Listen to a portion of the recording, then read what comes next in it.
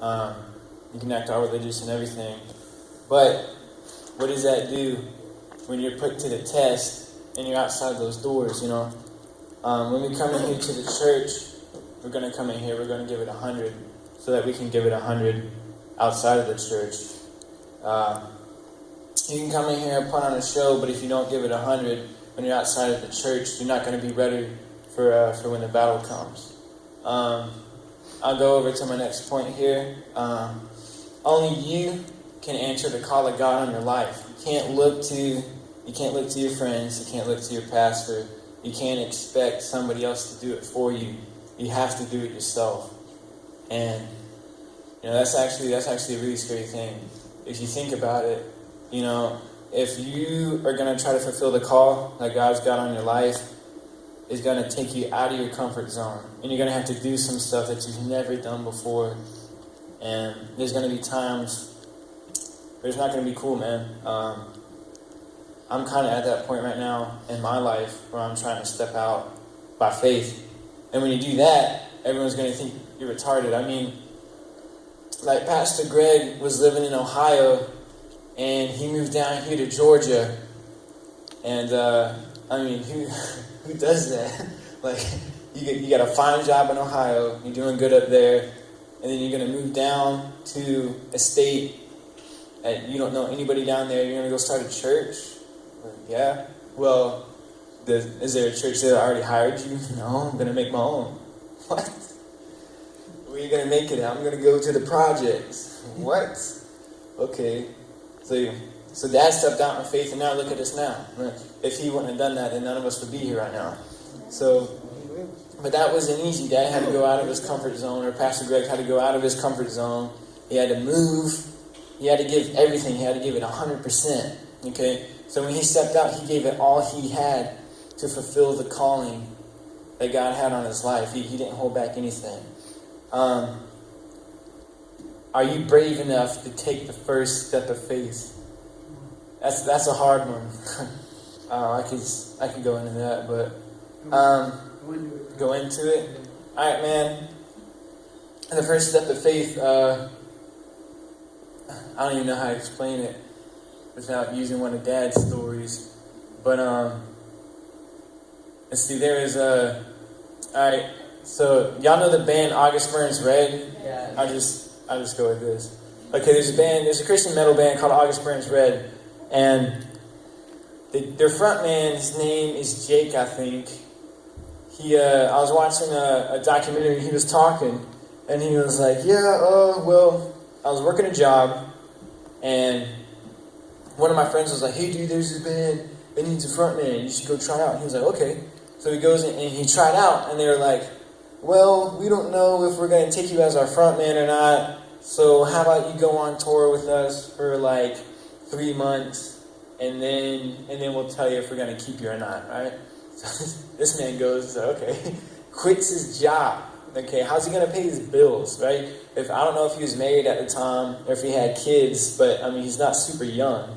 So that was stepping out of faith. He quit his job. He went on tour, okay, with this band, had to memorize all their lyrics, had to get up on stage, had to lead the band. He's not even a part of the band. He's just trying out for 3 months. And then after the tour, they were like, okay, we're going to decide to keep you. And now they're a super popular band, and they've made it pretty big and won a Grammy. But they started, the front man had to step out in faith and just go on tour with them. Now I'm gonna start talking about David and Goliath.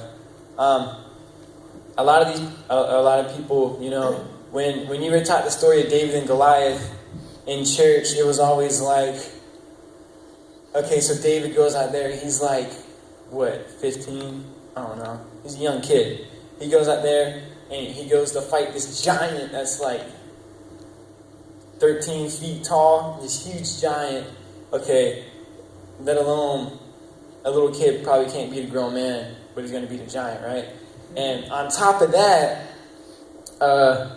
Goliath, okay, he's like, I'm going to set up a challenge for you guys. Okay, so there's this valley, and the Israelites are on one side, and the Philistines are on the other side.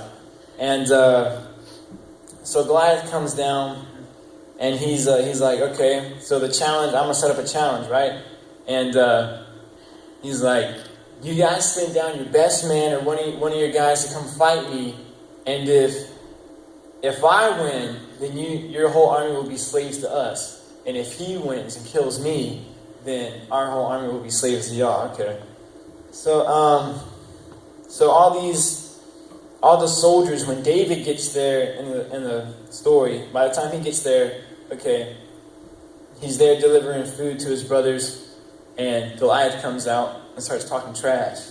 Okay, and all the soldiers, they're hiding in their tents. They're scared. They're not going to go out there and fight him.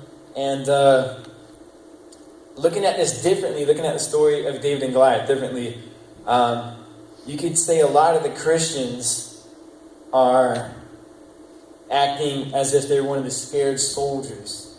And they're hiding in their tents. And they're in their comfort zone in the church.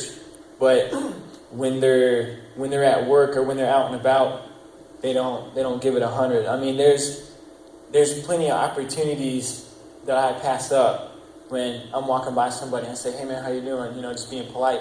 And it starts up a conversation. And I can tell them about Jesus, but there's times I don't. And there's plenty of opportunities I pass up where I see someone sitting by themselves at the mall. I can walk up to them and start telling them about Jesus, but I don't. I mean, just being honest. And as Christians, I think we need to live up to that. But, okay, so if us Christians are acting as the scared soldiers, hiding in the tents, hiding from the battle, we're supposed to be out there fighting. We're not supposed to be hiding from the battle. And if David, how do I say this? If David could almost represent like a prophetic image of Jesus almost in this story. So when Jesus died on the cross, and when Jesus did everything he did, Jesus went out there and he stepped into the battle and fought the battle for us and overcame it, okay? When David went out there, he walked out there, he proclaimed his victory. While he walked out there, before he fought him, he proclaimed. He spoke over the problem, he proclaimed his victory. Okay, and that's where the soldiers should have been out there fighting, not David. David's like a 15-year-old kid. He's not even trained to fight.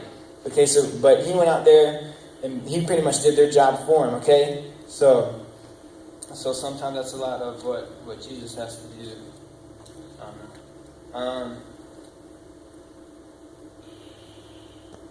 Youth today, a lot of them could, I would say a lot of youth, how would you be used by God? A lot of youth want to be used by God, and not really here this isn't the case, but a lot of youth want to be used by God, but they don't know how. But here, there's a lot of opportunities to step in. If you lead, people will follow you. So if you say, all right, God, I'm going to be the first. I'll use me, God. I'll go. I'm going to be the first. And you step into that and you let God use you, then other people are going to see your example and they're going to be used by God. Do not lower the standard to make people comfortable around you. So if you step out in faith and you decide to be used by God and you want to fulfill the calling of God in your life, then when people are around you, what's in you is going to come out. So when people are around you, right, like say if I'm at work, I mean, I'll be making people mad at work, When you tell people the truth, it's going to make them mad. But you have to do it in love, you have to speak in love, but you can't lower the standard to make people feel more comfortable around you, because if you lower the issue of sin, then what you do is you're dumbing down what Jesus did on the cross and how great his grace is for us. As our youth group, as our Lives of Few is growing and our youth group is growing, and everyone here is a part of that, we need to have like an infectious faith, like an infectious fire, right? What's fire do? If there's stuff around it, fire is going to spread and it's going to move to different stuff. If you have a fire in you, you're going to spread, right? And your faith is going to reach out to other people, and it's going to touch them, and then they're going to come on fire for Jesus Christ.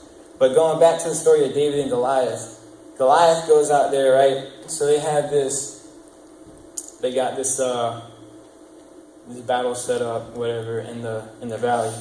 And Goliath goes out there, and he assumes that, because he was the first one to go out there and come up with the deal, right? He assumes that he has the authority to dictate the terms of the battle, right? Okay, if they didn't want to do that, Saul just had to stand up and say, no. Okay, we're going to fight, and whoever wins, you're going to be our slave. That's a stupid idea. We're not going to do that. That's all they had to do. That's all they had to say. But no, what the Israelites did is they let Goliath go out there, and they let him dictate the terms of the battle. And if there's a battle in our life, we don't need to let Satan dictate the terms of the battle. That's not his place. His place, he does not have the authority to dictate the terms of the battle. I guess I'll take this back to high school, man. When I would wrestle, my coaches would tell me, they would say, do not let your opponent dictate the terms of the battle. So, the terms of the match, right? So they were like, if you go out there, don't be a defensive wrestler, attack. You know what I'm saying? Like dictate the terms. So that related to me a lot. Let me go flip my page. All right. If they would have lost that one battle, then they would have all became slaves, right? So because of one battle, they would have lost the entire war, because they all would have been slaves, right? All right. So the devil wants to make you think. All right. So first of all, he shouldn't even be dictating the terms of the battle. But if you let him do that, then he's going to start making you think, oh, man, I slipped up last week, man. I can't do this Christian thing. I lost the first battle I came across. Now I'm done for the whole war. No, man. All right. So even though there's been battles that you've lost before, it's time to get up and it's time to fight. It's time to press on. That's the point of grace, man. When if there's a time that you slip up, if you lose a battle, you get up and you fight another one and you win the next one. David, right, when he went out there and he killed Goliath, what did he do? He's like a little kid, right? So he walks out there. After he kills him, he takes his sword and cuts off his head. He cuts off the giant's head. And he takes it and he sticks it on his sword. And he walks back like 14 miles. Back to the city of wherever they were at. Back to the city, okay. This head, man, it's a giant's head. Imagine seeing some little kid walking through the mall with a sword and a giant's head on it. He's walking around like this. Okay, he's coming back to proclaim it. It's probably nasty. He walked like a ton of miles, so it's probably got flies all over it. It's probably got dried blood on him, dripping on him and stuff. Okay, that probably offends some people, right? That probably offends some people. And it's out of the ordinary. You don't see little kids walking with giants' heads on a sword. All right? But David was determined to take that giant's head and show what God had done. And he was faithful to show that God was faithful, and God is still faithful to give you your victory. So in the battles that you go through and in the battles that you face, remember that God is faithful and God will give you your victory. And don't let Satan dictate